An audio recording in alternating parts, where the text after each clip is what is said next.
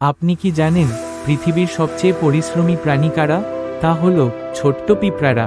তারা কথা বলে না, তবুও দলবদ্ধভাবে এমন সব কাজ করে যা আমাদের মতো মানুষদের অবাক করে দেয়।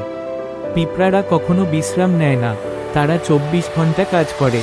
একটা ছোট পিঁপড়া তার শরীরের চেয়ে 10 গুণ ভারী জিনিস বহন করতে পারে।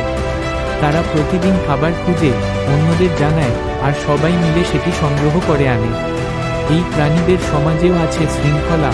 রানী পিঁপড়া ডিম পাড়ে, কর্মী পিঁপড়ারা খাবার সংগ্রহ করে, আর সৈনিক পিঁপড়ারা পাহারা দেয়। পথে যদি বাধা আসে, তারা থেমে থাকে না, বারবার পড়ে যায়, আবার উঠে দাঁড়ায়। তারা নতুন রাস্তা খুঁজে নেয়, আর মানে না। এই ছোট্ট প্রাণীগুলোর কাছ থেকে আমরা কি শিখি? পরিশ্রম, একতা, ধৈর্য, সমস্যা থেকে পালিয়ে না গিয়ে নতুন পথ খুঁজে নেওয়ার ক্ষমতা।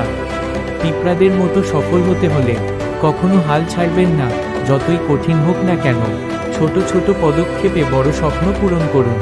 একা নয়, একসাথে কাজ করুন। নিজের সীমাবদ্ধতাকে জয় করুন। বাধা পেলে থেমে যাবেন না, নতুন পথ খুঁজুন।